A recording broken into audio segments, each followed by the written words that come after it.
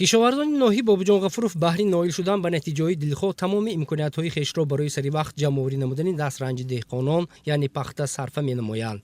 Имрӯзҳо дар ҳамаи шаклҳои хоҷигидорӣ ҷамъоварии пахта ҷараён дошта, деҳқонон баҳри саривақт ҷамъоварӣ намудани ҳосили рӯёнидаашон талош меварзанд.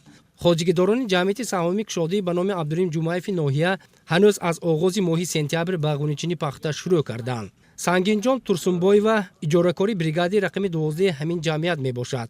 Соли равон ӯ дар майдони 2 гектар пахтаи нави дӯстӣ кишт намуда ҳосили фаровон рӯёнид. Айни замон ҷамъоварии он идома дорад. Номбурда азм дорад ки ба ҷои 6 тоннаи нақша илова пахта ғуничин карда саҳми худро дар оростани хирамани умум гузорад. Замин гифтаги ман иҷора ва 2 гектар 10 сентябр пахта чиндосем. 6 тонна пахта доданам дар кор. 3 тонна додам.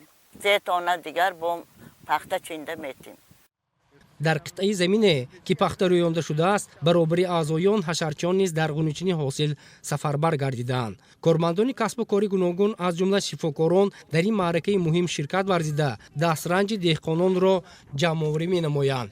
ҳар як рӯзи офтобиро ғанимат дониста барои беталаф ҷамъоварӣ намудани бағаҳои шукуфта кӯшиш ба харҷ медиҳанд.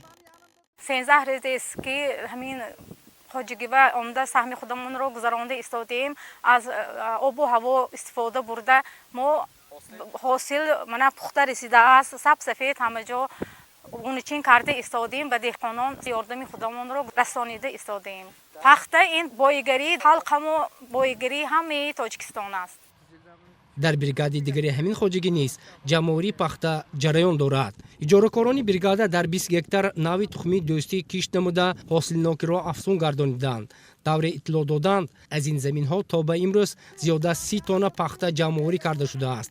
ҳарчанд нақшаи истеҳсоли пахта дар ин ҷо 70 тоннаро ташкил диҳад ҳам, аммо кишоварзон азм доранд ҳосили бештар ба даст оранд. Замин ба омда мана пахтаи чиндосем. ҳар рӯз 2 тон изофа мечинем.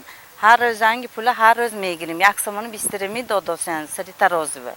Имсол ҳосил нақс. Ма ҳамин 10 сентябр то ҳамин вақта 700 кило пахта чиндан ҳаракат кардосем ки тезтар пахтаи чинда спурем.